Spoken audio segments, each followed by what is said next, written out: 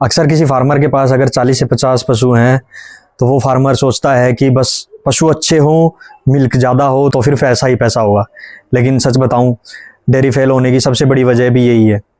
System का ना होना, बैकअप का ना होना, गलत प्लानिंग और गलत लोग। दोस्तों, पार्ट 1 में हमने पैसे की बात की कि किस प्रकार लोन, शेड और कैश फ्लो की कमी के कारण डेयरी सिस्टम फेल हो जाता है। आज हम बात करेंगे कि सिस्टम माइंडसेट की कमी के कारण जो लार्ज स्केल पर डेयरी फार्म चलते हैं उनके फेल होने के कारण या वो क्यों कोलैप्स हो जाते हैं। नमस्कार साथियों, मैं हूं डॉक्टर संदीप। आप देख रहे हैं पशु बंधु यूट्यूब चैनल और आज हम बात करेंगे कि किस प्रकार प्रोफेशनल थिंकिंग और बैकअप से आप अपने डेयरी फार्म को एक्सपेंड कर सकते हैं। तो आइए शुरू करते हैं। डेयरी का साइज बड़ा हो सकता है, पर अगर सिस्टम और प्लानिंग वीक है तो 100 पशु भी बैंक बैलेंस में दिखाई नहीं देंगे। हम डेयरी को फास्ट एक्सपेंशन की तरफ लेके जाते हैं विदाउट एनी कंट्रोल। कि मान लीजिए किसी के पास, फार्मर के पास 10 एनिमल हैं, वो सीधा फिर 50 एनिमल और खरीद लेता है, फिर 100 पे पहुंच जाता है। कि फार्मर के अक्सर सोचता है कि जितना बड़ा फार्म होगा उतना अच्छा प्रॉफिट होगा, लेकिन गलती यहीं से शुरू होती है। एनिमल ऐड कीजिए लेकिन एक सिस्टम से, कोई एक SOP फिक्स करिए। डेली का एक मतलब नए एनिमल लेके आने के कुछ नियम तौर तरीके बनाइए। अगर आपने ये फिक्स नहीं किया, आपको बहुत सी समस्या आएंगी। वो जैसे कि फीड का जो डिस्ट्रीब्यूशन है वो गलत होगा, मिल्क कलेक्शन नहीं कर पाओगे आप, वर्कर की शॉर्टेज मिलेगी, डिजीज़ का कंट्रोल नहीं होगा। दोस्तों, स्केल नहीं, कंट्रोल ग्रो करना चाहिए। बिना नियम कायदे कानून के पशु सिर्फ आपको समस्याएं दे सकते हैं, ना कि प्रॉफिट। आइए जानते हैं दूसरे रीज़न के बारे में कि अक्सर डेयरी फार्मर ओनर जो होते हैं वो बड़ा डेयरी फार्म कर लेते हैं और लेबर के सारे पशु को या फार्म को छोड़ देते हैं। इस बिहेवियर से होता क्या है कि जो लेबर है, जो जिनके या फिर जो भी बंदे आपने फार्म पे छोड़ने होते हैं, वो प्रॉपर प्लानिंग ना होने से और फार्मर या ओनर की एब्सेंस होने से मिल्क रिकॉर्डिंग ढंग से नहीं कर पाते, फीड की क्वालिटी नहीं मेंटेन करते, और जब कभी डिजीज़ आती है तो उसको भी नोटिस नहीं कर पाते। तो दोस्तों, जहां मालिक खुद नहीं होता वहां लॉस चुपचाप होता रहता है और फार्मर को तब पता चलता है जब एक वो लॉस बड़ा रूप ले लेता है। तीसरा रीज़न है कि कोई इमरजेंसी प्लानिंग ना होना। दोस्तों, बुरा टाइम कभी भी किसी भी समय आ सकता है, किसी भी फॉर्म में आ सकता है। जैसे कि कोई डिजीज़ आउटब्रेक आ गया फार्म पे, कोई फोडर की शॉर्टेज हो गई, या फिर कोई मिल्क के रेट में करेक्शन आ गई, या फिर मान लीजिए कि कोई लेबर चली गई, या जिस भी किसी प्रकार से आपको लेबर महंगी लेके आनी पड़गी। 2 काम करता है फार्मर, या तो उसको दूध सस्ते रेट में बेचना पड़ेगा, या फिर पशुओं की सेलिंग शुरू कर देगा। पशुओं के जो हेल्थ के लिए ज़रूरी मिनरल्स हैं उसकी कॉस्ट कटिंग कर देगा, या फिर अगर फार्मर को डॉक्टर की हेल्प चाहिए तो वो वहाँ पे देसी नुस्खे या फिर अपने आप या कहीं ना कहीं से कुछ ना कुछ ट्रीटमेंट करता है और वो एक उसको ज़्यादा दिक्कत देते हैं। तो दोस्तों, बैकअप का होना बहुत ज़रूरी है। हमने इसके बारे में पिछली वीडियो में भी बात किया था। तो दोस्तों, हर महीने का प्रॉफिट का 10 से 15% अपने बैकअप के लिए ज़रूर रखें, ताकि ऐसी समस्याएं आए तो आपको दिक्कत ना हो। अब हम बात करेंगे कि चौथे पॉइंट के बारे में, जो मेजर कारण हो सकता है कि फार्म का आपका लॉस का, कि फार्म की जो मेंटेनेंस है वो इग्नोर्ड हो जाए।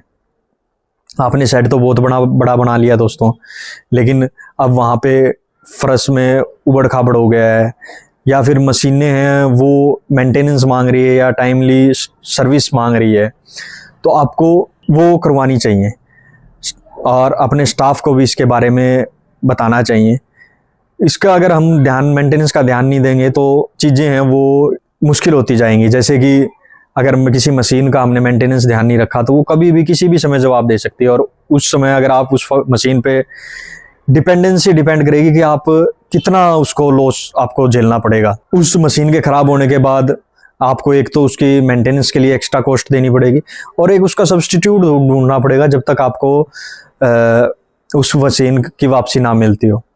और इससे आपको मिल्क लॉस भी हो सकता है। मान लीजिए कि आप मिल्क मशीन यूज़ करते हैं अपने फार्म पर, और मशीन आपकी 1 या 2 मिल्किंग मशीन ख़राब हो गई, तो आपके पास इतनी लेबर नहीं है कि वो मैनुअली हाथ से दूध निकाल सके, या फिर इतना टाइम नहीं है, या फिर उस टाइम जो गड़बड़ी होगी वो मिल्क प्रोडक्शन पे ज़रूर हैम्पर करेगी।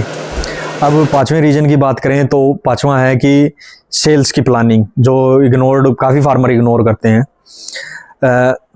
जनरली फार्मर्स का कंसेप्शन होता है कि दूध तो बिक ही जाएगा, लेकिन दोस्तों दूध तो बिक जाता है, लेकिन एक अच्छे दूध का अच्छे रेट पे सेल होने के लिए अच्छा कस्टमर ढूंढना बड़ा मुश्किल होता है। फार्मर ऐसे समय पे क्या करता है कि अगर दूध का रेट गिर गया तो दूध उसको कॉम्प्रोमाइज होकर कम रेट पे बेचना पड़ता है, तो उससे उसका कैश फ्लो अफेक्टेड होता है। फिर वही बातें, लोन की EMI और वहाँ के जो फार्म के बिल्स हैं उनको मैनेजमेंट में दिक्कत। एक और रीज़न, 6ठे रीज़न की हम बात करेंगे, फार्म पर डेली SOP नहीं होना, कि रोज़ के पक्के नियम होना कि डेली फार्म पे ये चीज़ें प्रैक्टिस होंगी, उसे हम SOP बोलते हैं।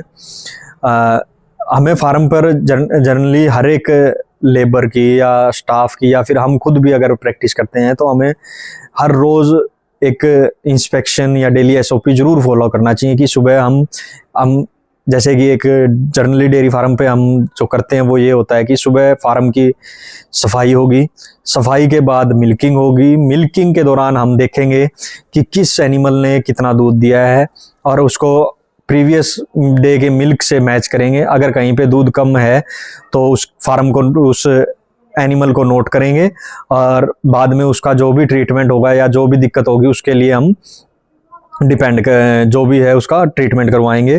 तीसरा, उसके बाद उन एनिमल को अगर हमें पानी पिलाना है या सेग्रीगेट करना है या बाड़े में लेके जाना है तो वहाँ लेके जाएंगे। फिर शाम को भी सेम प्रोसीजर होगा। उसके बाद जो एनिमल हीट में होगा, ये काफ़ी बड़ा टॉपिक है SOP का।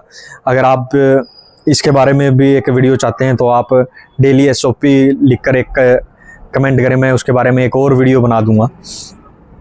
अब हम एक और अगले पॉइंट की बात करें तो ओनर का माइंडसेट, कि ओनर का माइंडसेट जनरली डेयरी फार्म जब भी एक्सपेंशन करते हैं तो उनका माइंडसेट होता है कि हमें प्रोडक्शन ही लेना है।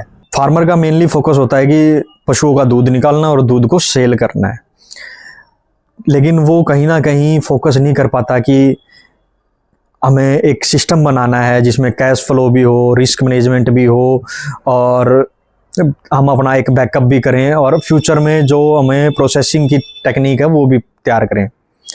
तो एक प्रोफेशनल फ्रेमवर्क की हम बात करें तो हम किन किन गलतियों से हमें बचना चाहिए ताकि हम अपने फार्म को सक्सेसफुली आगे बढ़ा पाएँ।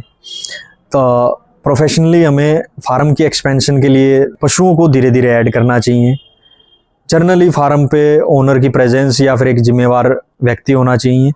हमें फार्म के लिए बैकअप तैयार करना चाहिए, मेंटेनेंस की प्लानिंग करनी चाहिए, सेल्स में मेनली मिल्क की सेल एक अच्छे रेट पे करनी चाहिए, और हमारा माइंडसेट भी हमें चेंज करना पड़ेगा, क्योंकि माइंडसेट बहुत ज़्यादा ज़रूरी है दोस्तों। यही सीक्रेट हैं जो एक प्रोफेशनल डेयरी फार्म और एक आम डेयरी फार्म में फ़र्क लाते हैं, और वहीं से उसकी सक्सेस भी डिपेंड करती है।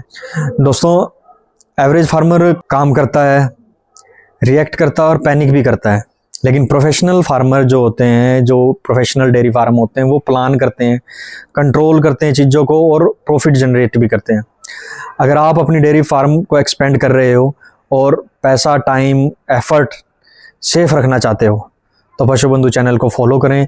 अगले पार्ट में हम कुछ एक चेकलिस्ट और डेली SOP के बारे में बात करेंगे। अगर दोस्तों आपको ये वीडियो अच्छी लगी हो तो वीडियो को लाइक करें, कमेंट में बताएं मेरी डेयरी फार्म फेल होने से कैसे बच सकता है, और सब्सक्राइब करें, क्योंकि ये एक सिर्फ कंटेंट नहीं, फ्यूचर का ब्लूप्रिंट भी हो सकता है। धन्यवाद।